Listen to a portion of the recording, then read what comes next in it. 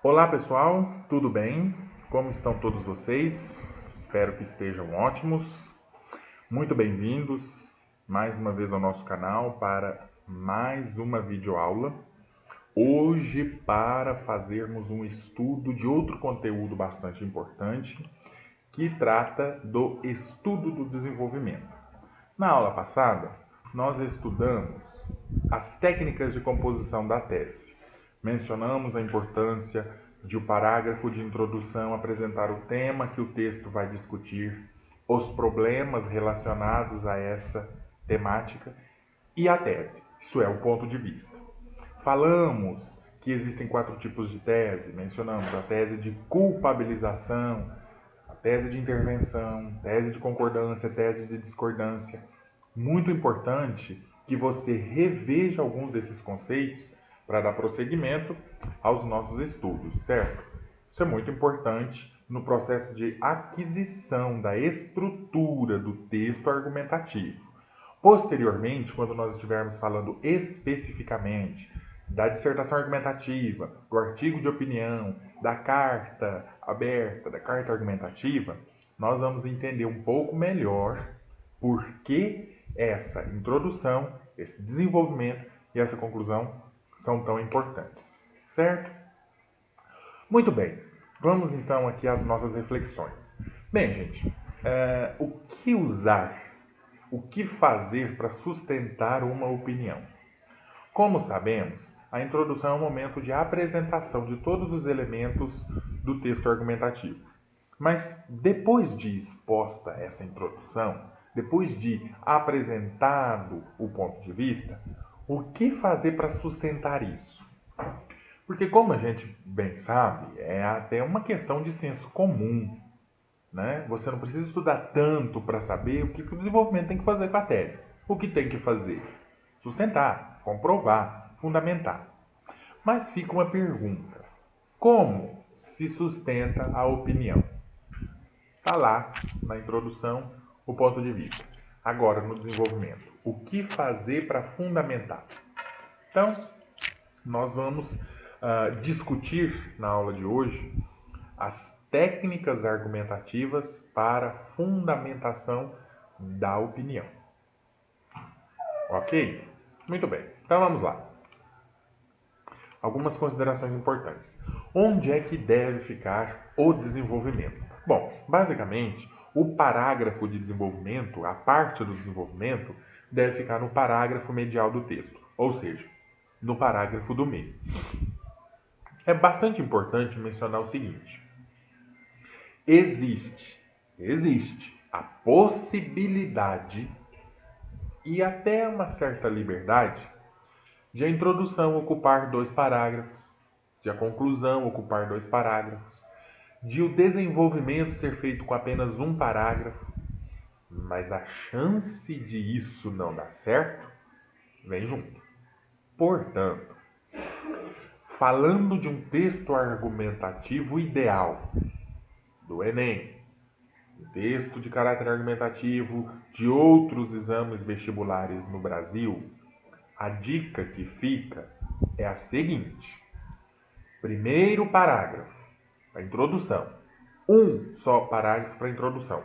Não tente dividir em 2 parágrafos. Pode não dar certo. Último parágrafo, conclusão. Um só parágrafo. Também não é bom tentar dividir em 2, porque pode dar errado. E o desenvolvimento, 2 parágrafos. Você pode arriscar fazer um, mas dá aquela sensação, puxa, mas está insuficiente, não desenvolveu, não argumentou. Então a sugestão, 2 parágrafos. Pode ser 1, pode ser 3, mas você tem que saber o que está fazendo. Então, existe uma medida de liberdade no texto argumentativo, mas a gente não deve fazer uso irrestrito dessa liberdade sem saber o que está fazendo. Então, via de regra, 2 parágrafos para o desenvolvimento. Outra pergunta relevante, né? Que se faz necessário entender. Quantas linhas deve ter? Agora vamos falar de um parágrafo de desenvolvimento. Se você vai trabalhar com 2 parágrafos de desenvolvimento, multiplica por 2, claro. Gente, em média, um parágrafo de desenvolvimento tem que ter 7 linhas.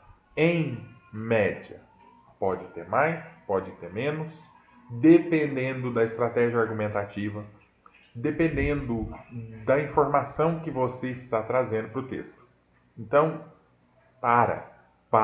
chega com essa coisa na cabeça de que o parágrafo tem que ter pelo menos 3 pontos, 3 frases e 5 linhas. Não é assim. O gênero textual, o tema, a estratégia usada para fundamentar a tese, tudo isso conta para você determinar quantas linhas o seu parágrafo vai ter. Então, idealmente, pense num parágrafo de desenvolvimento com 7 linhas. Pode ser mais, pode ser menos, dependendo do tipo de argumento que você trará, ok? Muito bem. Fique de olho. Aí, já mencionamos isso, vamos retomar, que não custa nada. Não é uma necessidade, mas é ideal que o desenvolvimento seja conduzido em 2 parágrafos. É raro um texto de boa avaliação com mais de um parágrafo, com mais de 2 parágrafos de desenvolvimento, ou somente com um. Então, pense em fazer. Primeiro parágrafo, introdução. Segundo e terceiro, desenvolvimento, último, conclusão. Costuma funcionar e traz bons resultados, ok? Ótimo. Então, é importante dizer, o desenvolvimento, qual é a preocupação dele? Qual é a grande função dele? Fundamentação da tese, sustentação da opinião. Então, o papel o papel do desenvolvimento não é apresentar a tese. Nós já dissemos que quem apresenta a tese é a introdução. Não está errado se ela reaparecer dentro do desenvolvimento, mas olha, reaparecer. O lugar da tese é na introdução. Dentro do desenvolvimento, essa tese pode vir novamente, parafraseada, reapresentada, mas com fundamentos. Olha, fundamentos que a justifiquem. Nesse contexto, devem se apresentar provas relacionadas ao tema e à tese, explicando. Então, esse esquema que eu trouxe aqui, vejam bem, fala justamente sobre essa característica básica do desenvolvimento. Um bom texto, um bom desenvolvimento dissertativo vai exigir prova e vai exigir interpretação dessa prova. Se isso não acontecer, o texto pode ficar prejudicado de alguma maneira. Então, considere sempre isso. O parágrafo de desenvolvimento deve se preocupar com sustentar a tese. Essa sustentação de tese vai vir com uma prova e com a explicação dessa prova, com a fundamentação, com a interpretação dela. Então, se você quer perfazer o curso da argumentação, se você quer chegar ao convencimento, precisa lembrar-se da tese na introdução, precisa lembrar-se dos argumentos dentro do desenvolvimento, aí sim você pode convencer o leitor, ok? Sendo assim, tome bastante cuidado, porque o objetivo principal, a função primordial do desenvolvimento é reapresentar a tese de maneira que ela seja fundamentada. Então, a sua obrigação não é trazer a tese de novo, é comprová-la, mostrar que ela tem razão. Como é que você faz isso? Com provas, com fundamentos que estejam explicados, fundamentados. Muito bem, então, com base nisso, vamos continuar aqui os nossos estudos. Portanto, pessoal, é isso que se espera de um parágrafo de desenvolvimento do texto argumentativo, desenvolvimento em geral. Fatos concretos, preste bastante atenção nisso, Inclusive, vamos até realçar aqui, não custa nada, esses tópicos, esses pontos importantes, O que se espera do desenvolvimento? Primeiro aspecto, fatos concretos, informações reais fundamentadas, comprovadas.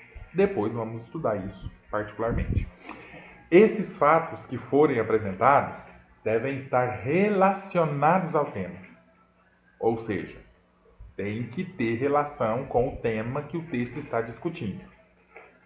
Outro tópico, tem que ter condição de comprovar a tese sem contradizer. Tome muito cuidado, porque contradizer a tese é um problema grave. A partir do momento que a introdução estabeleceu um ponto de vista, o desenvolvimento precisa se preocupar com aquele ponto de vista. Depois você não precisa de novas opiniões. Você precisa ter uma opinião no texto. Essa única opinião vem na introdução. Depois, no desenvolvimento, você vai usando fatos concretos dentro do tema para sustentar aquela tese. Então, esse é o aspecto mais importante a se considerar dentro do desenvolvimento, ok? Muito bem, vamos então ao próximo aspecto. Também é importante que haja explicação, interpretação dos fatos, para que você esclareça para o leitor qual a relação do fato com a tese, com o ponto de vista, com o tema. Muitos textos, pessoal, muitos parágrafos de desenvolvimento têm dificuldades de comprovação de tese, têm dificuldades de fundamentação, dificuldades de estruturação, porque a pessoa se preocupa exclusivamente com fatos e não explica. É preciso entender que um texto argumentativo, ele se caracteriza pela tentativa de convencimento. E a tentativa de convencimento só é concretizada se a gente juntar provas e a explicação dessas provas. Quer dizer, nós vamos interpretando. Os fatos não falam por si mesmos. Um mesmo exemplo serve de diferentes opiniões, serve para diferentes opiniões. Um mesmo dado estatístico pode ser utilizado de maneira manipulatória por diferentes pessoas que têm diferentes pontos de vista. Né? Por exemplo, quando o Bolsonaro edita uma medida provisória, quando o Ministério da Educação faz algum corte de orçamento nas universidades públicas, quando a Organização Mundial da Saúde determina uma medida coercitiva contra algum país, isso é bom ou é ruim? Devemos fazer o mesmo ou não? Não é o fato que explica isso, é você, é o autor. Se você está querendo fazer uso de uma informação, o Bolsonaro fez errado. Por quê? Fez errado como? O que você quer que o leitor entenda? O que você quer fazer? O que você quer manipular dentro dessa prova? Então lembre-se disso. Um bom parágrafo de desenvolvimento traz a prova concreta, sem contradição, dentro do tema, mas explica, você interpreta, você diz para o leitor o que é que aquela informação quer dizer. Esse é o segredo do bom parágrafo de desenvolvimento.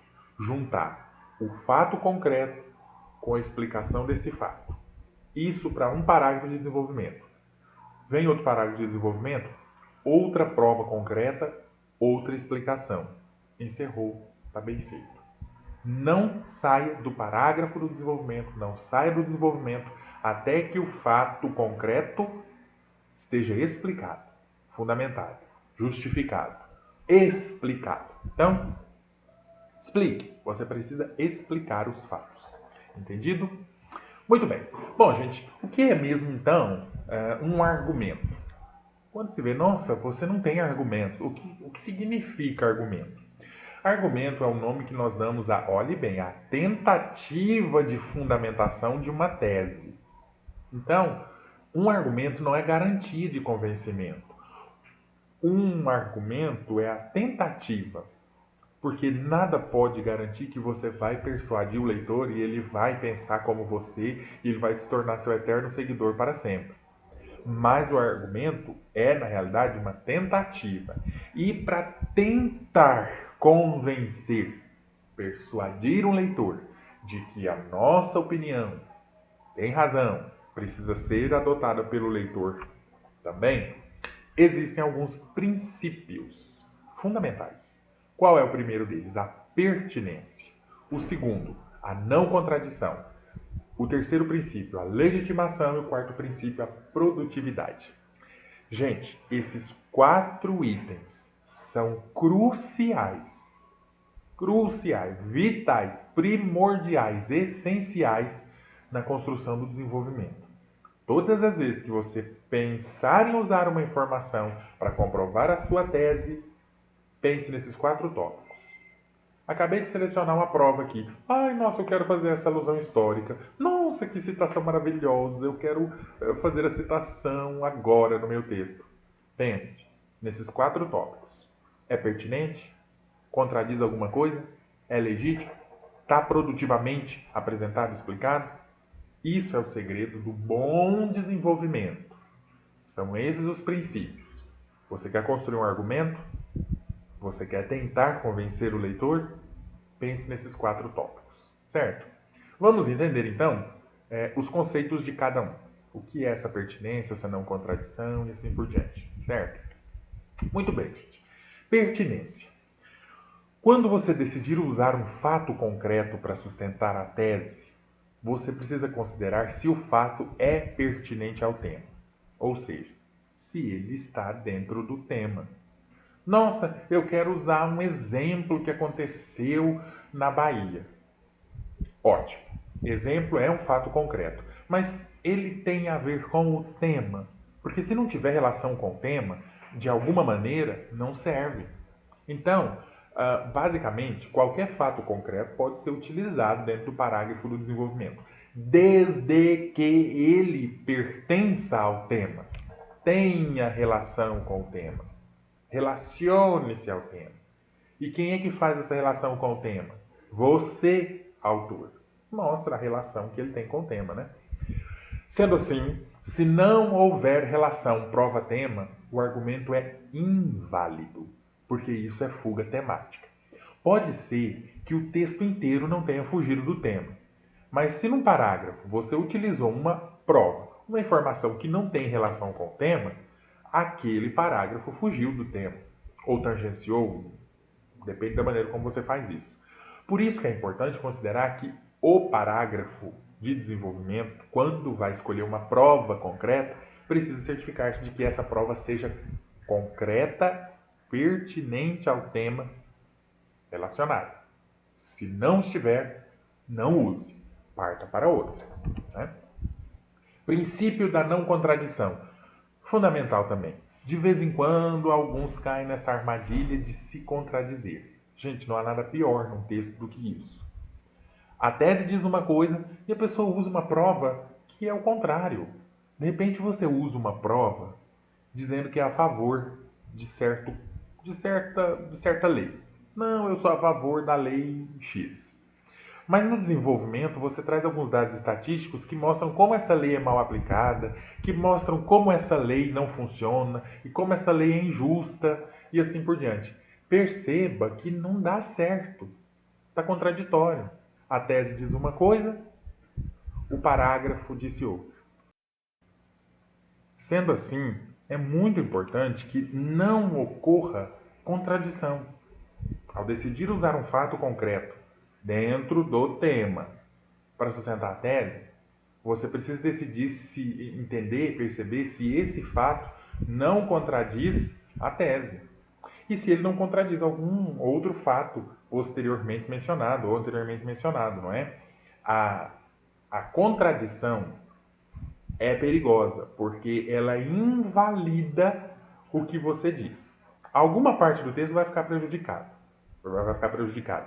Se a sua tese diz uma coisa e a prova diz outra, uma das duas está errada. Ou a prova ou a tese. Quem está errada? Não interessa, de toda maneira você já está reprovado, vai ficar aí pagando boleto de novo, fazendo inscrição mais um ano no cursinho. Então, depois que você estabeleceu a tese, vai para o parágrafo do desenvolvimento e tem certeza de que aquela prova está dentro do tema, é hora, portanto, de verificar se ela não contradiz a tese. Porque se contradisser, tem problema. Então, um argumento contraditório invalida toda a argumentação, porque é um estranho no ninho. A pessoa é a favor de alguma coisa e, de repente, usou uma informação que mostra como é importante ser contra. Muito cuidado, portanto. Outro princípio vital é o princípio, gente, da legitimação. O que quer dizer legitimação? Esse também é um aspecto muito importante do desenvolvimento argumentativo. Depois de usar um fato concreto que não contradiz o tema nem a tese, que esteja dentro do tema, você precisa ter cuidado para que esse fato esteja legitimado por uma área de conhecimento, que ele seja sustentado, fundamentado por alguma fonte concreta. O que quer dizer isso legítimo? Se você diz que, por exemplo, um casamento é legítimo, estamos dizendo que dentro dos padrões legais, com uma testemunha, com testemunhas e à vista de um juiz, um casamento é verdadeiro. O processo da legitimação argumentativa é nesse sentido também. Qual é a fonte que comprova que essa prova é real? Qual é a fonte? Isso é muito importante para que a gente fuja da mera apresentação de hipóteses. Preste atenção, não existe legitimidade nenhuma na seguinte expressão: se o governo não investe em educação, as crianças não se desenvolvem intelectualmente. Por mais que essa afirmação pareça verdadeira, ela não é legítima, porque nós não vemos aí nada concreto que prove. Realmente, sem investimento governamental não funciona. Então vem uma prova concreta que sustente isso. Por exemplo, um estudo recentemente feito pela psicologia do comportamento aponta que o descrédito que o poder público dá à educação acaba gerando problemas psicológicos e intelectuais nas crianças, como por exemplo XYZ. Veja que agora você utilizou uma fonte, uma legitimação, que é uma informação relacionada à psicologia comportamental. Agora sim temos um argumento bom.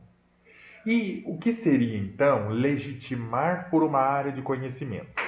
Veja aqui, as áreas do conhecimento são as ciências em geral. A geografia, a geopolítica, a matemática, a estatística, né? A ciência ou as subciências. Também as constatações advindas da experiência humana, né? As exemplificações, isso aí tudo, causas e consequências. Os meios de comunicação e interação sociais, né? Se a coisa aconteceu, está na mídia, se está nas redes sociais, né? Tudo isso aí pode funcionar como área de conhecimento, porque a mente humana, as relações humanas, são distribuídas dentro de grandes campos.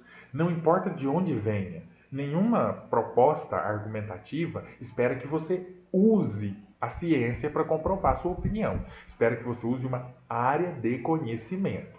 Essa área é escolhida com base no tema, na maneira como você tenta argumentar com o leitor. Então você pode usar ciência, mas pode usar um exemplo que está lá no jornal. O jornal não é ciência, mas é uma área em que o conhecimento humano, as interações humanas são desenvolvidas. Pode-se utilizar a história de forma geral, né? A história é uma ciência, mas ela também mexe com a experiência humana. Então ela fica nesse cantinho próprio dela, né? E podem-se utilizar também as definições, as conceituações ancoradas, o significado das coisas, a aplicação dessas coisas em situações reais, contextuais. Então, quer dizer, o que importa é que você se preocupe em trazer informações legítimas, com fonte. Isso é primordial. E, por fim, a produtividade, que é uma parte fundamental também da argumentação.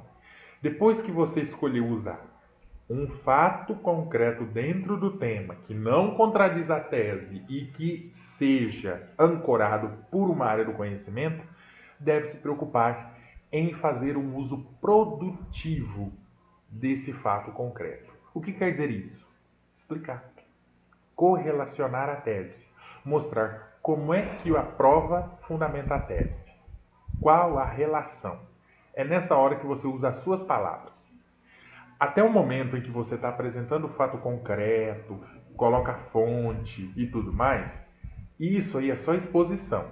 É o fato pelo fato. Agora, com a produtividade, entra você com as suas palavras explicando, costurando, dizendo exatamente aonde você quer chegar com aquela prova. Então, um parágrafo argumentativo, qualquer que seja ele, né? Dissertação argumentativa, carta pessoal, artigo de opinião, manifesto editorial, todo parágrafo de desenvolvimento para textos assim é 50% expositivo, 50% argumentativo. No 50% expositivo, o fato concreto, bem apresentado. E os outros 50%, a argumentação. Você explica, diz aonde gostaria de chegar, diz qual é a informação, olha, qual é a relação, o ponto daquela informação que significa muito para você, que significa muito para o seu texto e que tem relação direta com a tese. Esse é o ponto, esse é o segredo. Entendido? Em resumo, então, pessoal, chegamos ao seguinte ponto. Antes de começarmos a ver estratégias argumentativas, como de fato fazer o desenvolvimento, vamos nos ater a esses dois elementos, a esses elementos aqui de resumo, né? Esses quatro. Ao decidir fazer uso de um argumento, certifique-se de que ele seja pertinente ao tema. Essa prova tem relação com o tema. Dá certinho, ó. Casou perfeitamente. É o chinelo velho e o pé doente. Ótimo. Certifique-se de que essa prova, de que esse argumento esteja legitimado por uma área de conhecimento. Nossa, isso aqui está na história. Isso aqui está na biologia. Isso aqui está no jornal. Isso aqui está no Facebook. Isso aqui está no dicionário. Isso aqui aconteceu semana passada lá no Iraque. Isso aqui está acontecendo hoje no Brasil. Isso aqui foi dito por um médico. Isso foi comprovado numa pesquisa feita pelo IBGE. Isso aqui acontece de maneira pior na China. Você precisa mostrar que é legítimo, que tem fonte, que aconteceu, que tem razão de existência. Certifique-se também de que esse argumento não é contraditório. Minha tese disse isso. Essa prova diz a mesma coisa? Diz, então eu uso. Nossa, não, eu sou contra e isso aqui mostra como é bom negócio, vou tirar agora. Não permita que a prova, que o argumento contradiga a tese. E por fim, use produtivamente esse argumento. O que quer dizer isso? Explique. Com as suas palavras, diga aonde eu quero chegar com essa informação. Eu gostaria que o leitor entendesse que X, Y, Z. Então, diga isso. Depois de apresentar o fato, diga exatamente o que você quer que o leitor perceba. Entendido? Então, esses são os fundamentos básicos da apresentação do parágrafo de desenvolvimento, do desenvolvimento como um todo. Agora, vamos falar de outros aspectos muito importantes também, no que dizem respeito a algumas outras questões importantes no universo argumentativo, além da pertinência, da não contradição, do uso produtivo e da fundamentação como uma área de conhecimento.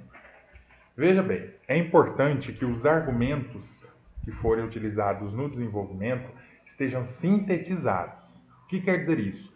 Não enrola, vá direto ao ponto. Alusões históricas normalmente são cumpridas, mas há detalhes dessa alusão histórica que você pode pular, que não são necessários.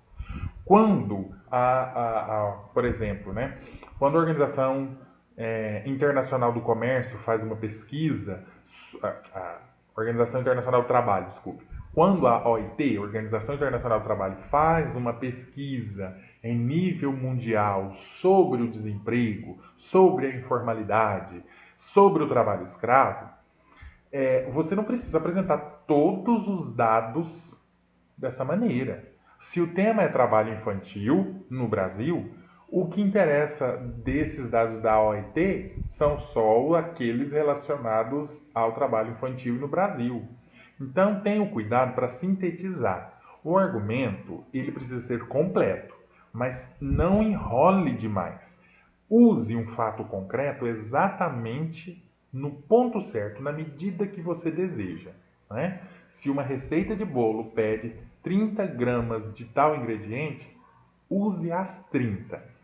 Eu vou colocar 40 porque 30 é 30. A regra é clara. Sintetiza o argumento.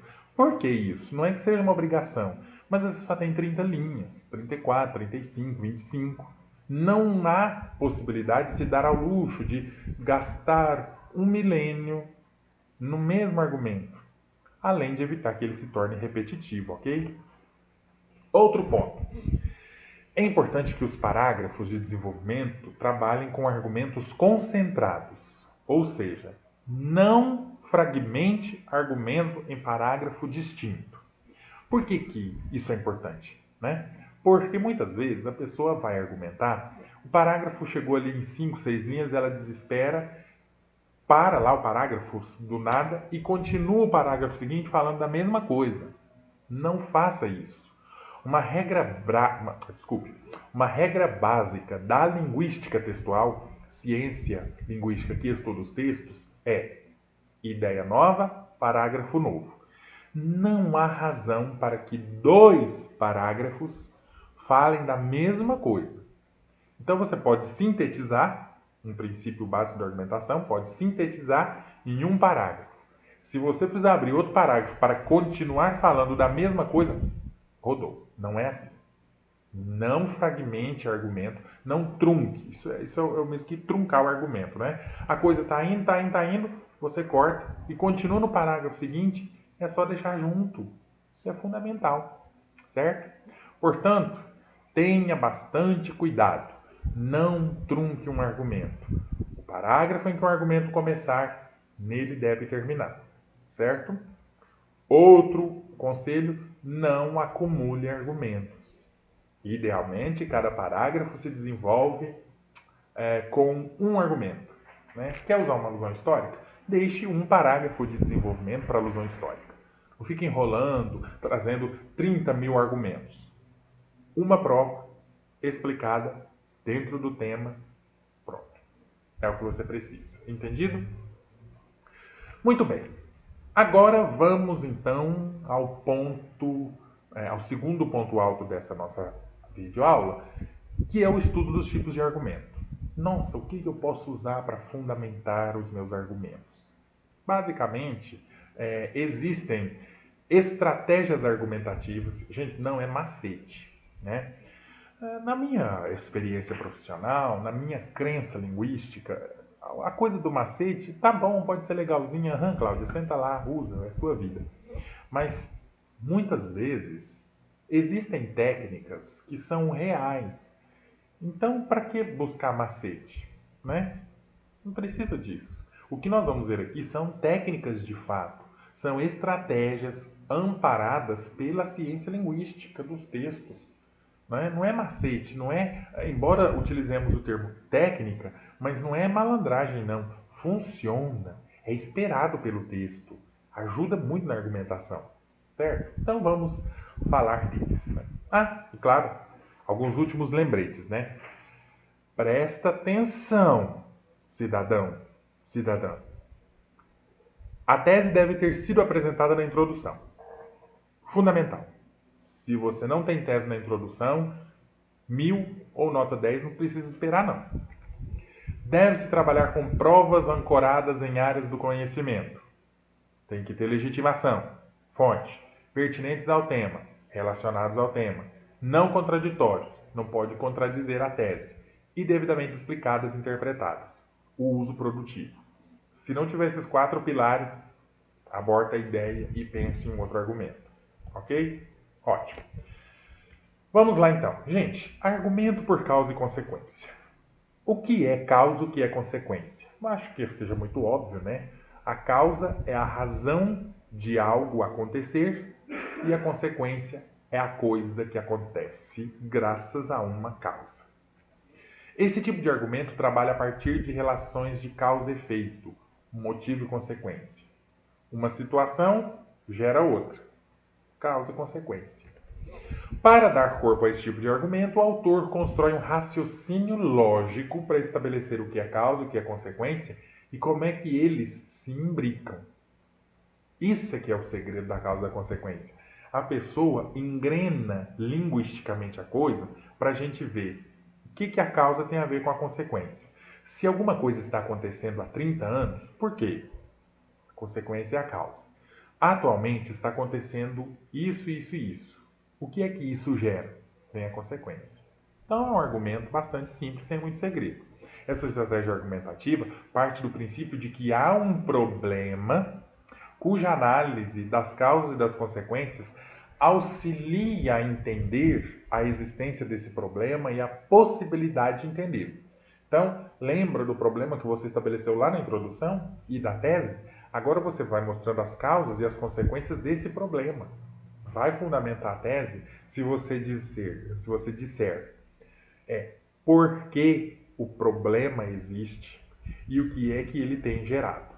E claro, para fazer isso você precisa ter algo que sustente. Realmente a causa é essa.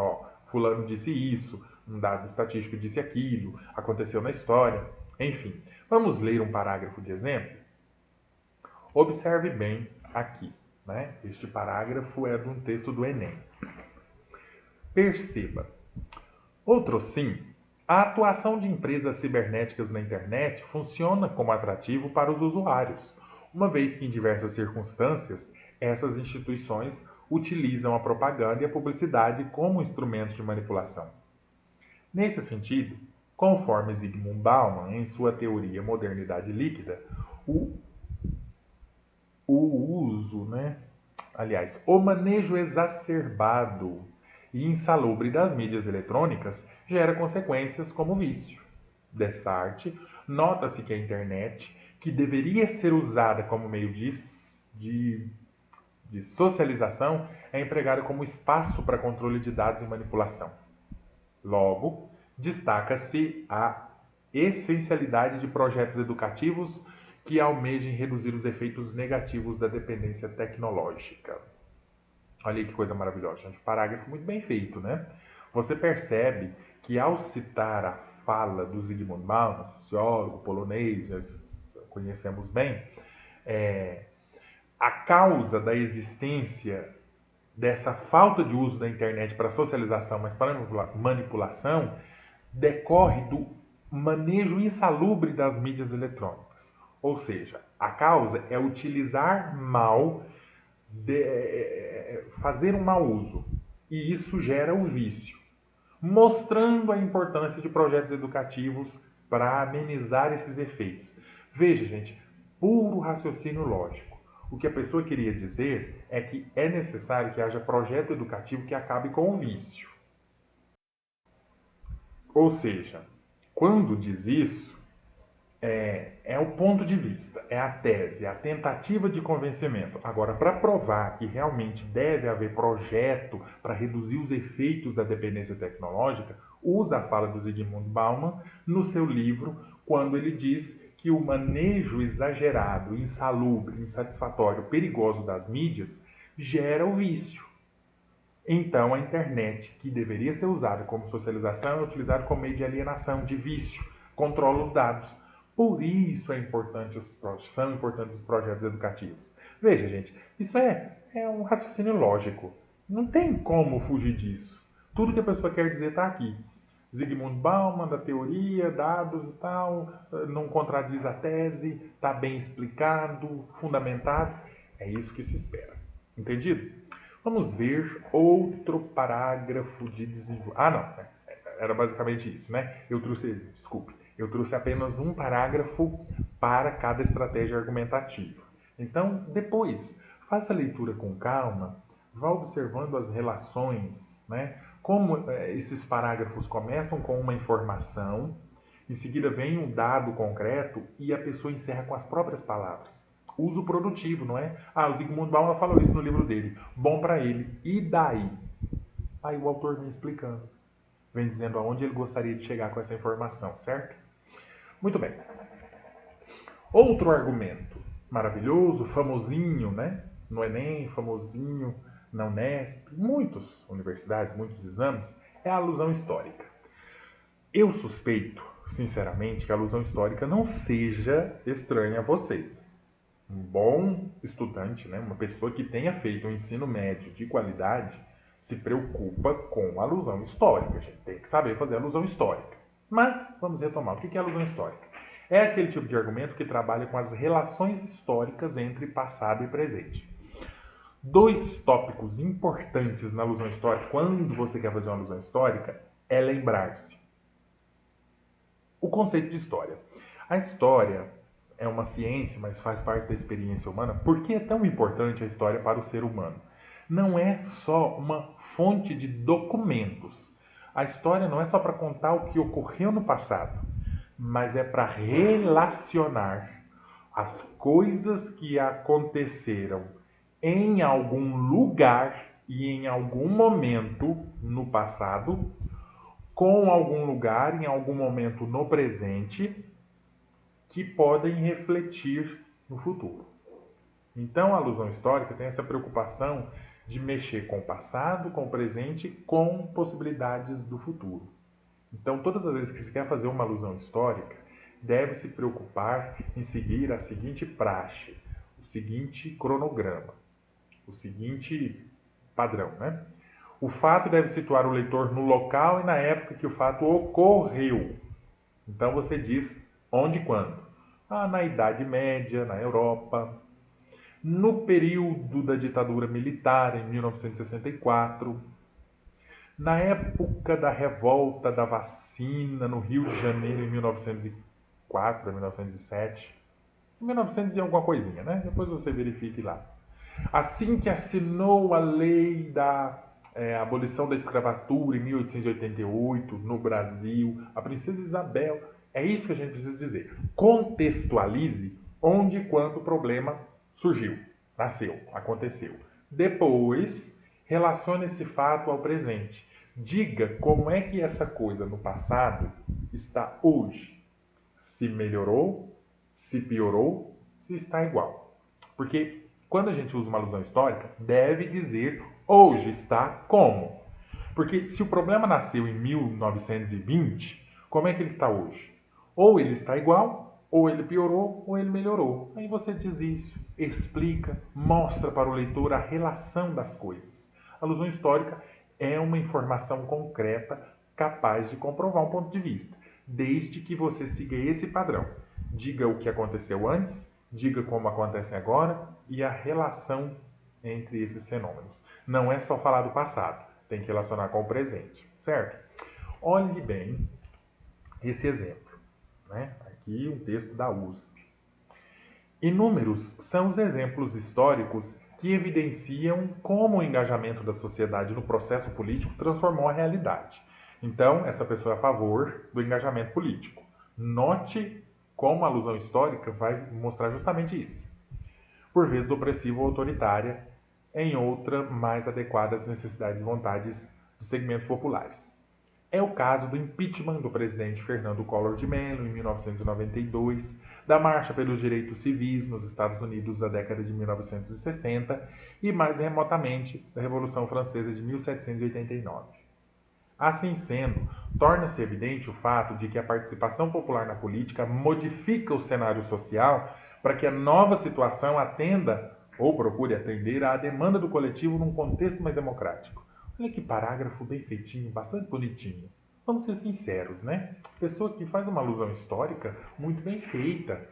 Quando ela quer dizer que a participação política é capaz de mudar a realidade, de transformar a realidade, cito o exemplo do impeachment do Collor de 92, a Marcha dos Direitos Civis nos Estados Unidos em 1960 e a Revolução Francesa em 1789. E qual a relação disso com o presente? Quando as coisas acontecem de maneira igual, participativa politicamente, cria-se um contexto democrático. É o que estamos precisando hoje. Perceba que era isso que o texto pretendia dizer e foi isso que foi dito, graças a uma alusão histórica muito bem colocada. Então, a alusão histórica é uma estratégia argumentativa muito inteligente. Faça a mão dela, desde que você diga antes e agora, certo? Muito bem. Argumento por citação. Outra favorita, né, dos vestibulandos, dos eneandos, dos concursandos, é a citação. O que é citação? Gente, citação é a utilização da fala de outrem que está relacionada ao tema em questão. Quando nós falamos aquilo que trabalha com a fala de outrem, estamos falando do uso de informações ditas por outros. Porque se a coisa é dita por você, não é citação. É fala, é argumentação, é tudo isso aí. A citação é quando algo ou alguém disse e você está reproduzindo utilizando a autoridade que esse alguém teve para dizer, né? O processo argumentativo para usar essa forma de argumentação segue a seguinte praxe, né? Também existem técnicas, veja aqui, ó. A citação pode ser de livro, de filme, de música, de pessoa, desde que você esclareça a procedência da fala. O que quer dizer isso? A citação não é só de o filósofo, né? São os principais filósofos, sociólogos. Mas você pode utilizar a citação num livro, de uma série, de uma novela, de uma música, de uma história em quadrinhos, né? De um seriado, tudo isso. Desde que você esclareça de onde isso veio, a autoridade que isso tem, né? Não basta ser John Locke, tem que ser o filósofo contratualista John Locke. Porque se o tema envolve essas relações, interações humanas, políticas, nada mais justo que você dizer que essa citação vem de um filósofo político. Então, é preciso entender que a citação pode passar por qualquer um desses elementos aí, livro, filme, música, pessoa, estudioso, advogado, psicólogo, desde que se esclareça a relação de autoridade que esse livro, filme, música, pessoa tenha com o tema. Porque não é só o nome e a citação que tem valor, mas a autoridade para argumentar dentro daquele tema. Porque se é um tema de saúde, ninguém tem melhor autoridade do que médicos, do que biólogos, do que pessoas da área da saúde. Se o tema é político, ninguém com mais autoridade do que filósofos políticos, do que os próprios políticos para falar da temática, né? Então, é um princípio básico da citação, mostrar a procedência da fala e a autoridade de quem disse para a argumentação. Depois, ao se usar uma citação direta, se você quer reproduzir exatamente o que a fonte disse, usam-se as aspas. Se você pretende não reproduzir, mas fazer uma adaptação da fala original, da coisa original, da fonte, basta utilizar a paráfrase. Ou seja, a colocação de sinônimos, antônimos, né? A semelhança entre as palavras. À medida que você vai apresentando a fala do autor, a fala da fonte citada, você vai parafraseando, adaptando dentro das suas próprias palavras e já vai aproveitando para ir manipulando a informação, explicando. É uma das razões pelas quais a citação indireta é tão produtiva. Ela é autoexplicativa porque você já traz a citação e já explica. Enquanto na citação direta, primeiro tem que vir a frase e depois a explicação. Mas uma ou outra funciona muito bem. E após a citação, ela precisa ser explicada. Princípio básico de qualquer estratégia argumentativa.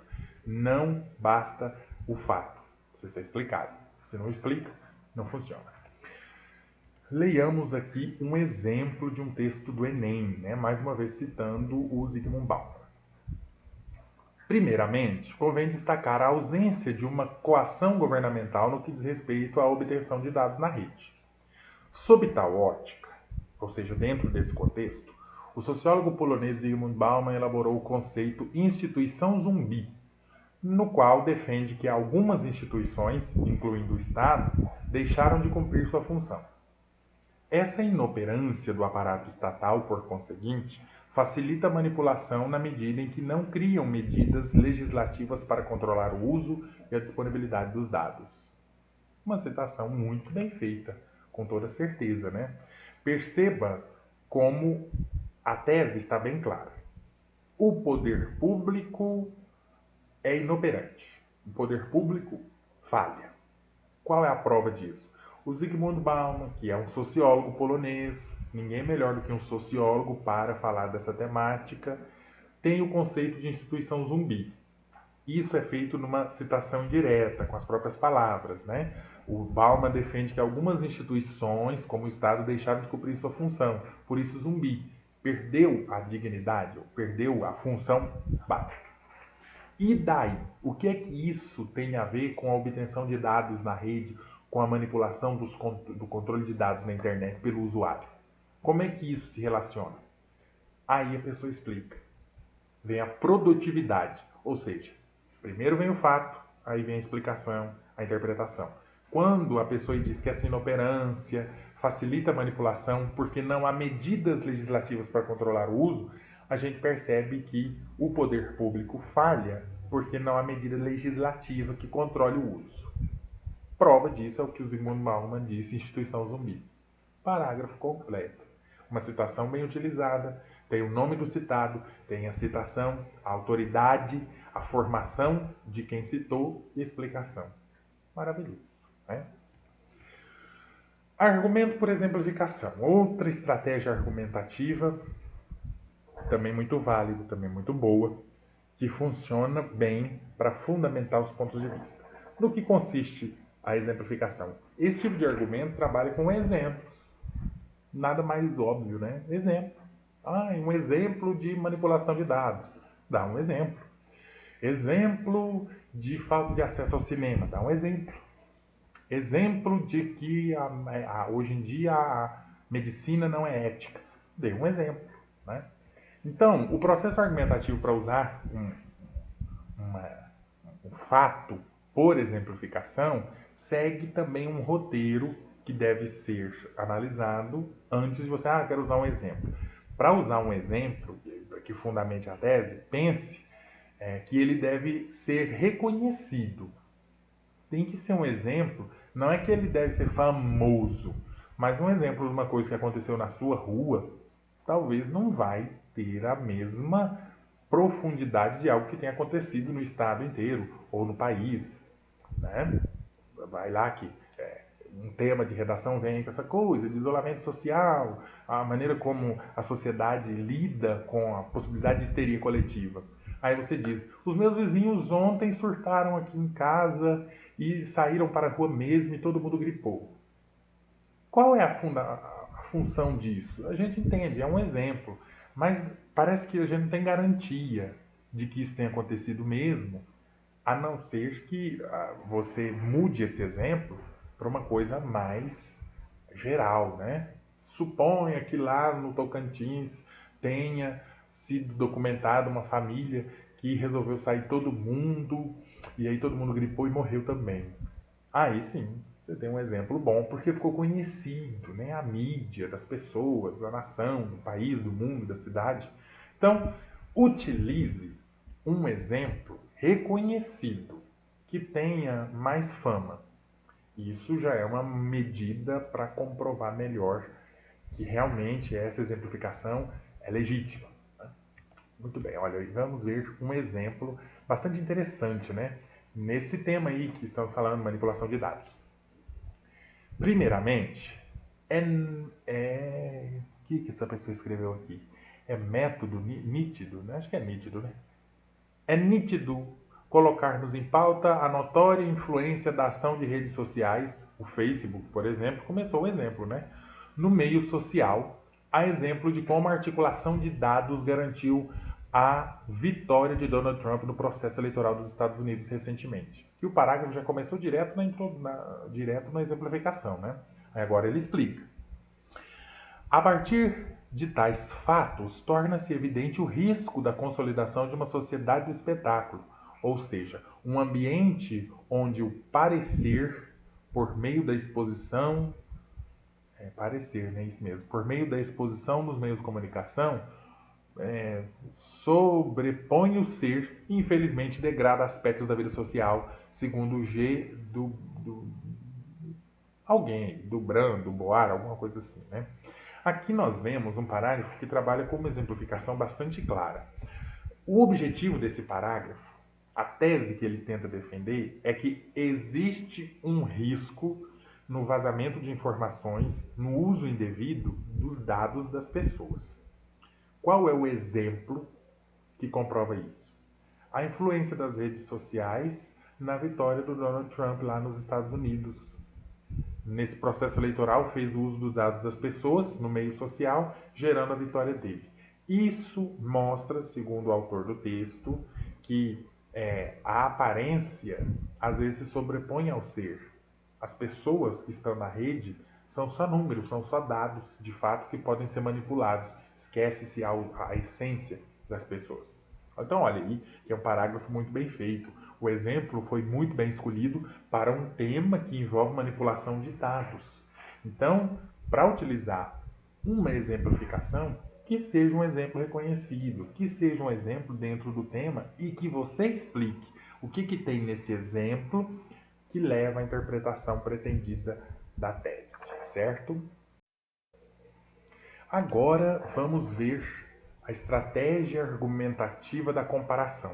Comparação também muito inteligente. E quem, né, atire a primeira pedra, quem nunca fez uma comparação na vida, no sentido, por exemplo, de comparar qualquer coisa do Brasil com os Estados Unidos, né? Isso aí é um padrão já bastante famoso. Bom, a comparação trabalha com relações comparativas entre situações, lugares, ideologias, pessoas, épocas, né? A própria alusão histórica é uma comparação. Entretanto, é uma comparação bastante específica. Mas olha, né, você quer comparar os dados do trabalho no Brasil e na China. Quer comparar os dados da tecnologia do Brasil com a Argentina. Tudo isso aí pode ser comparado. Não é nenhum problema, né? Desde que se veja uma relação com o tema e que a comparação seja explicada. Não é só, nos Estados Unidos é assim, no Brasil é assim. E daí? Por que não muda? Ou por que deveria mudar? O que o Brasil faz de errado ou faz certo e os Estados Unidos fazem errado ou fazem certo? Quem quer fazer uma comparação precisa se ater à tentativa de explicar o máximo possível da relação entre os itens comparados, né? Também é possível fazer comparação com comportamentos, né? Você pode comparar o comportamento consumista com o comportamento o comportamento consumista com o comportamento, qual é o composto aí do comportamento consumista desse poupador, né? E dizer o que eles têm de semelhante, de diferente, por que um funciona, por que o outro não funciona. É possível comparar a gestão do Bolsonaro com a gestão do Temer, com a gestão do Lula, com a gestão da Dilma, com a gestão do Fernando Henrique. Tudo é possível ser comparado, desde que os elementos em comparação sejam explicados, né? Segue também a seguinte praxe. A comparação precisa mostrar os itens da comparação. Não é só citar, em tal lugar é assim e aqui é de outra maneira. O que acontece em tal lugar? O que acontece aqui? É diferente? É igual? É pior? É melhor? Por quê? Aí você tira exatamente o foco, que é o que está sendo comparado. Certo? Vejamos esse exemplo aqui. É um parágrafo comprido, mas depois da leitura a gente vai entender por que teve que ficar comprido mesmo, né? Não tem como. Também é importante entender que há aqui uma metáfora bastante interessante. Então, além de ver a comparação, é preciso interpretar a metáfora para entender aonde a pessoa queria chegar, né? Falando dessa sociedade do consumo, a sociedade sem altruísmo, né? Veja bem, o mundo de hoje está repleto de tio Patinhas e Donalds. De um lado, os primeiros, os Patinhas, né? Homens poderosos, controladores da massa. Eles realizam todo tipo de ações, desde a venda de produtos simples até a execução de atos criminosos, a fim de maximizar seus lucros. De outro, os Donalds, homens que aceitam as inescrupulosas ações do tio e agem da mesma forma em nome do lucro, da fama, do poder. Até aí foi a comparação. Agora a pessoa explica. Mas o que é isso? Quem é Patinhas, quem é Donalds? Por que está comparando? Agora a pessoa explica. A maior parte dos demais indivíduos assistem a essa realidade indiferentes, à medida que a mente capitalista se infiltra em toda a sociedade. Esta visão acarreta a alienação das pessoas, que passam a ver a inversão de valores como normal e inócuo, por meio da escola, estimuladora da competição, e das empresas que dão aval à trapaça como meio de ascensão. Assim, os indivíduos vivem num mundo imoral sem sequer perceber. Aqui, esse parágrafo tem o benefício de ser ácido, né? Ele critica a mesma coisa e a gente fica meio sem saída e tem que concordar. Mas tirando essa coisa de a gente concordar ou não com o dono do parágrafo, perceba que A história, né, menciona lá o tio Patinhas, é aquele personagem lá da Disney, rico, inescrupuloso, e o Donald é o sobrinho subserviente. Mas e hoje? Né? O tema hoje procura, o tema dessa redação aí falava da maneira como a sociedade deixou de ser altruísta, né? Como ela está mais manipuladora, como ela está mais competitiva e tudo mais. Deu tudo certo. Quem são os tio Patinhas? São aquelas pessoas, os grandes empresários, homens poderosos, controladores. Quem são os Donalds? São os consumidores, as pessoas mais simples. Qual é a comparação de um com o outro? Tanto um quanto o outro são consumistas, acham que a inversão de valores é uma coisa muito normal, e isso se alastrou pela escola, que estimula a competição, se alastrou pelas empresas que usam a trapaça. Parágrafo completo. Né? Além de você ver aí uma comparação, vê também causa e consequência, não é? Graças a esses perfis de pessoas, a escola é competitiva, as empresas são trapaceiras, e o que isso tudo gera? O mundo imoral. As pessoas estão cegas dentro desse contexto. Então, aqui um exemplo bastante clássico do que é a comparação. Muito bem feita, muito bem construída, né? Então, tá aí uma possibilidade de argumentar com bastante qualidade. Argumento por fatos concretos, notícias, reportagens, dados estatísticos, etc. Né? Quando nós falamos fato concreto em si, nós estamos falando, eu quero usar uma notícia, eu quero usar uma reportagem, eu quero usar um dado estatístico. Tudo isso pode ser utilizado. Entrevista, né? Porque são fatos concretos, porque tem uma fonte de informação vinda dos meios de comunicação. Esses meios de comunicação podem ser jornais, revistas, pesquisas, estudos, universidades, periódicos, sites, tudo isso. Né? Podem ser utilizadas aí, como falamos, as pesquisas, as entrevistas, os estudos, os dados estatísticos, geográficos, tudo isso funciona como fato concreto. Uma pesquisa veiculada pela biologia, tudo, né? O processo argumentativo da utilização do fato concreto também tem uma praxe, também tem um roteiro. Vamos entender aí. O fato deve estar acompanhado da sua fonte, ainda que de forma superficial, como dados divulgados recentemente por revistas especializadas apontam. O adequado é que você apresente a fonte. Diga, foi o G1, foi o R7, foi a revista Veja, foi o jornal O Popular, enfim.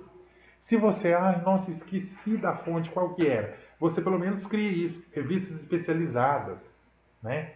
Universidades brasileiras, qualquer coisa nesse sentido, para mostrar que, embora o nome da fonte específica não esteja lá, mas é uma fonte concreta, tem fundamentação. É isso que se espera ver na utilização do fato concreto. Além da própria informação, a fonte é muito importante. Porque quem pode divulgar fatos concretos nesse contexto aqui que nós estamos vendo são justamente os jornais, as universidades, os centros de pesquisa, as instituições em geral. Então, se você não lembra da instituição, pelo menos diz que foi uma instituição daquela área, né? Já contextualizando melhor. Veja aqui um exemplo bastante interessante. Por um lado, a utilização de algoritmos possui seu lado positivo. A internet surgiu no período da guerra com o intuito de auxiliar a comunicação entre as bases militares. Todavia, com o passar do tempo, tal ferramenta militar popularizou-se e abandonou parcialmente a característica puramente utilitária, adquirindo função de entretenimento. Hoje, a internet pode ser utilizada para ouvir músicas, assistir a filmes, ler notícias e também se comunicar. No Brasil, por exemplo, mais da metade da população está conectada, de acordo com pesquisas do Instituto Brasileiro de Geografia e Estatística, o IBGE. O que significa a consolidação da internet no Brasil, e nesse contexto surge a relevância do uso de dados para facilitar tais ações. Aí, bastante claro, né? Aqui claramente nós percebemos que a pessoa é a favor da internet, do uso dos algoritmos, porque eles são uma maneira de tornar as coisas no universo da internet úteis. Então isso realmente está muito claro no texto da pessoa. Agora, perceba como Veio aqui um dado estatístico, uma pesquisa feita pelo IBGE, mostrando qual é o comportamento dos brasileiros nesse contexto, dizendo que mais da metade da população está conectada. E o que isso significa? Aí a pessoa explica. Isso é relevante para o Brasil. A opinião dita anteriormente de que a internet foi criada lá na Guerra Fria e tem o seu lado positivo esses algoritmos, né? Tem um caráter utilitário, está mostrado aqui. Mais da metade da população brasileira usa a internet. Que coisa maravilhosa, que coisa excelente. Comprovado. Uma opinião clara, o ponto de vista bastante específico. É isso que o parágrafo do desenvolvimento precisa apresentar quando a gente quer usar um dado estatístico, né? Você pode utilizar uma informação, um número estatístico mesmo, número, mas pode utilizar isso aí, ó, metade, mais da metade, poucos, muitos. Pode utilizar entrevistas, reportagens, notícias, né? Olha aí, se você está vendo essa crise do coronavírus aí no Brasil, no mundo, né, essa verdadeira pandemia, não é possível que você não vai aí se atentar a alguns dados estatísticos se porventura no Enem ou no vestibular que você vai prestar, falar de saúde, falar de sistema de saúde, falar de acolhimento de pessoas doentes, crises, etc. Você vai ter que ter algum dado estatístico, alguma entrevista, alguma informação concreta para tornar o texto mais claro, né? Por favor. Estamos aí vendo um tema de bastante repercussão e não é porque está agora que o vestibular ou o Enem pode negar a apresentação disso, gente, né? Os vestibulares não querem ferrar a vida das pessoas. Nossa, está acontecendo tanto, eles não vão falar isso, vão colocar outro nada a ver. É um tema muito relevante. Por que não a UFO? Por que não a Unesp? Por que não a USP? Por que não a UFLA? Por que não o Enem? Por que não a UEG? E tantas outras não podem falar desse tema. Então, né, de repente aí uma leitura, assistir a alguns jornais para ver dados estatísticos que futuramente poderão ser utilizados dentro do texto. Aí você cita a fonte, explica com as suas próprias palavras e com certeza será um argumento muito bem feito. Ok? Muito bem, gente. Então, basicamente eram essas as informações, né, as estratégias que eu gostaria de apresentar para vocês. No entanto, ao infinito e além, gente. Existem outras estratégias argumentativas, como a pergunta, como a contra-argumentação, também o uso do senso comum, por que não? Mas eu gostaria que vocês fizessem também essa pesquisa por conta própria. O que é contra-argumentação, uso de perguntas, o próprio senso comum. Né? Senso comum pode ser pobre, mas tem a maneira de fazer isso. Né? Também é possível cruzar estratégias, né? Por que tal juntar uma alusão histórica com uma comparação? Juntar uma citação com uma alusão? Né? Você pode ir ampliando a sua habilidade argumentativa, você pode muito facilmente amadurecer a sua comunicação, a sua argumentação. Mas tem que tentar, gente. É preciso testar várias vezes, é preciso ler bastante, coisa que está faltando muito para os nossos estudantes brasileiros. Ler mais para ter bagagem. Chega um determinado momento que essas videoaulas aqui que você está vendo, você está assistindo, as outras, as coisas que estão no livro, já talvez não sejam mais tão relevantes, né? É provável que daqui a algum tempo você saiba exatamente o que tem que fazer no parágrafo do desenvolvimento. Aí já não é mais conosco, professores de redação, com os cursinhos. É você, a sua busca de informações. Porque se você tem munição. O que aqui, pessoal, no método, né, o que nós, professores de redação, qualquer professor de redação, qualquer instituição, o que nós fazemos com você é te ensinar a atirar. Somos, na realidade, uma grande escola de tiro. A gente diz para você, olha, isso aqui é pistola, isso aqui é .50, isso aqui é M16, isso aqui é calibre tanto, é assim que atira, a munição você pode comprar na loja tal, aqui você tem que tomar o seguinte cuidado. Mas quem vai atirar de fato é você. É você que vai ter que comprar as munições depois. Portanto, leia bastante. A munição do texto argumentativo é a informação. E a informação você adquire nos livros, nos jornais, nas revistas, nas pesquisas, na escola, nos estudos, nas leituras, na sua vida. Então, leia um pouco mais, busque mais informações, não é? Redes sociais tem muita coisa boa, mas reserve um momento de estudo para se desconectar da rede social e ir para a informação, não só por causa da redação, mas cidadania, gente. Um cidadão bem informado é um cidadão útil. Sim, né? Você lê mais. Nossa, tem uma pessoa que passou mal ali no trânsito, né? Um acidente. Você, com informação, você pode prestar um primeiro socorro até o socorro oficial chegar.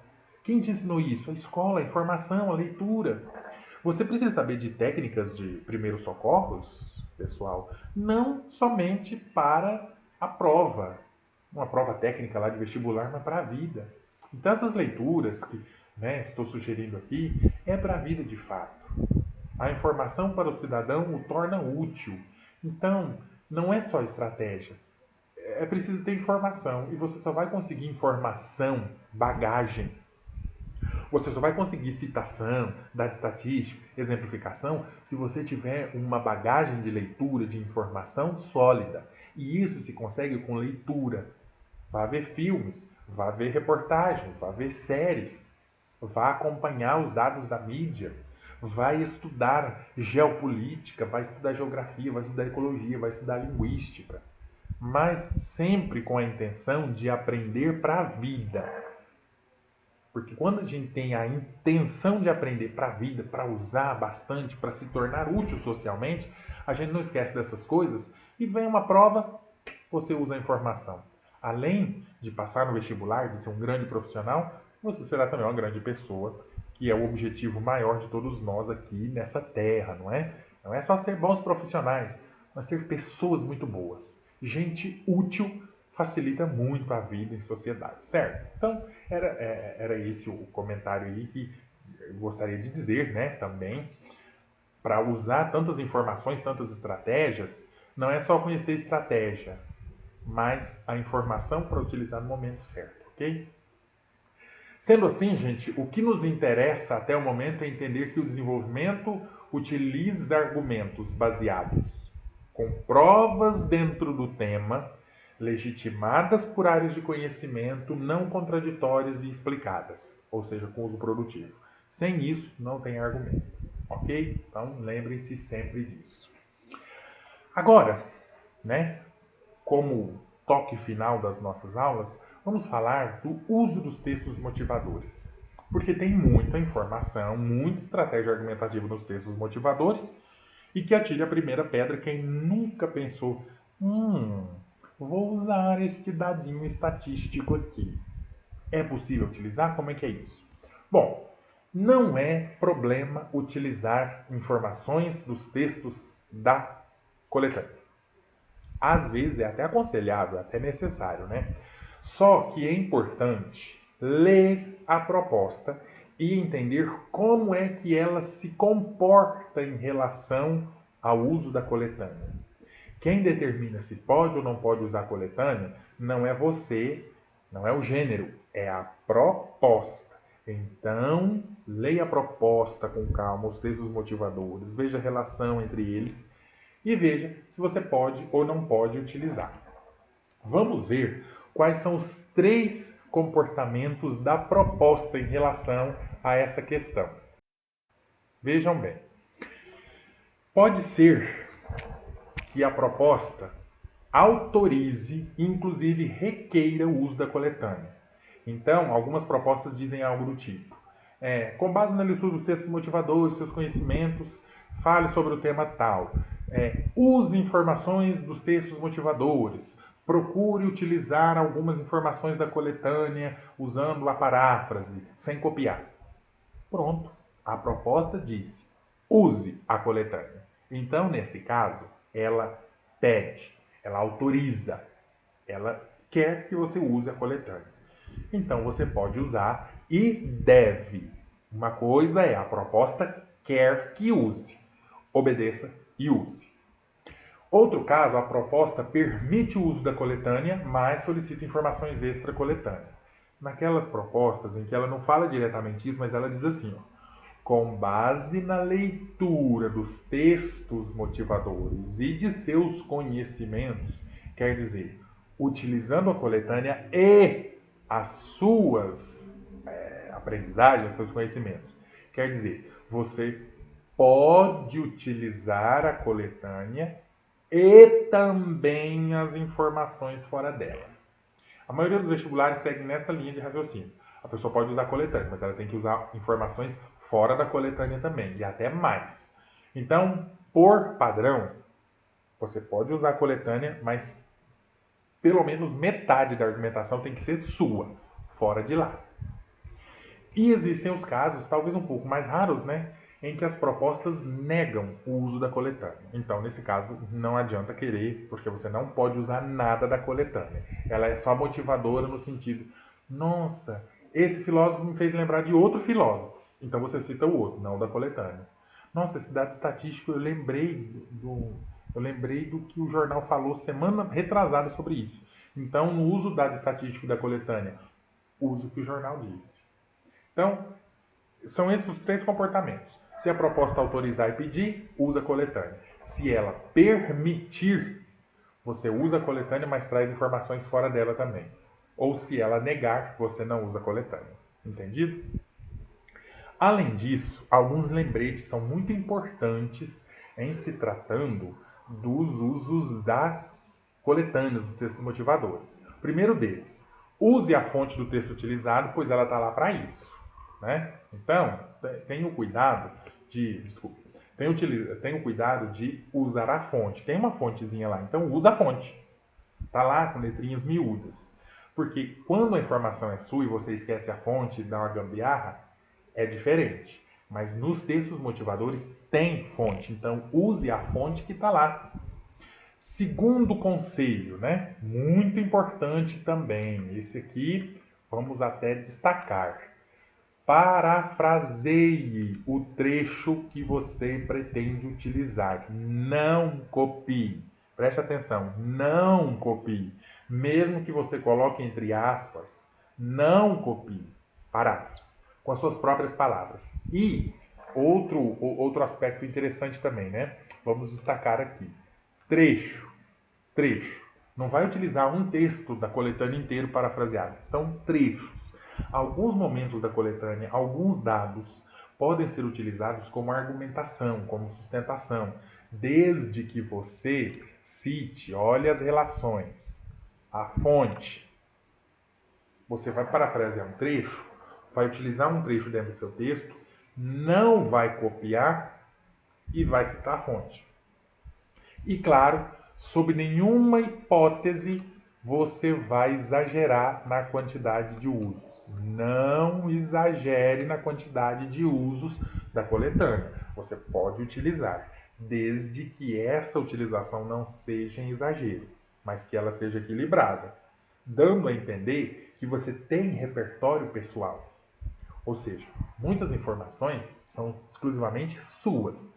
A coletânea te ajudou, mas não foi ela que fez o texto por você. Porque não faz nenhum sentido você usar todos os dados da coletânea, parafraseados, citando a fonte, o texto não é seu. Agora, se você utiliza a coletânea como texto motivador, mas traz informações que são suas, existe aí um equilíbrio, uma dosagem muito inteligente. Entendido? Bom, pessoal, então era esse o objetivo da aula de hoje, era essa a temática, falar sobre o desenvolvimento, as estratégias argumentativas, a importância dos textos motivadores e a necessidade de bagagem, de conhecimento, de informações para preencher as técnicas. Você acabou de entender como é que funciona um fuzil. Quem vai ter que comprar munição para o seu próprio fuzil é você mesmo, para sair atirando aí, argumentativamente falando, né? Claro, não vai tentar assaltar o Banco Central nem o Banco da Espanha com fuzil. Esse fuzil é metafórico, é o conhecimento, é a estratégia argumentativa. A munição é a informação, é o conteúdo, certo? Então, espero que essa aula tenha sido produtiva. Se ficaram dúvidas, você pode colocar aí nos comentários, claro, né? Daqui a algum tempo nós vamos ter uma live para falar sobre isso. Mas volte ao vídeo, reveja alguns tópicos, né? Eu aconselho que você, daqui a alguns dias, né? Amanhã, depois de amanhã, daqui uma semana, daqui a um mês, assista o vídeo de novo, faça uma revisão. O bom da videoaula é que ela pode ser revisada. Na escola, na instituição, às vezes a gente demora 3, 4, 5 meses, né, para revisar, para falar de alguns pontos, e alguns às vezes a gente esquece, né, e tudo mais. Aqui não, você pode voltar a essa videoaula constantemente, assisti-la, né, e sempre se manter atualizado. Esse é o grande objetivo de uma videoaula, não é? Transmitir informação, mas deixá-la registrada para que você use com frequência. Entendi? Bom, pessoal, então era isso por hoje. Eu agradeço de coração a atenção de todos vocês, né? Espero que nós possamos nos ver logo, mas até lá continuem estudando, continuem praticando o máximo possível para não enferrujar. Tudo bem? Então é isso, pessoal. Muito obrigado. Até a próxima aula em que nós falaremos por fim sobre a conclusão. Um abraço do professor Rodrigo. Tchau. A propósito, um abraço pro professor Rodrigo. Tchau, não. Tem um slide, né, de encerramento. Meu Deus do céu, vamos aqui a ele, né, para fazer jus à coisa. Puxa vida, tudo preparado, né? Então, pessoal, é isso, né? Até a próxima aula. Fiquem todos bem, fiquem em casa, se cuidem. E qualquer dúvida, estamos sempre por aí, tudo bem? Tchauzinho e muito obrigado.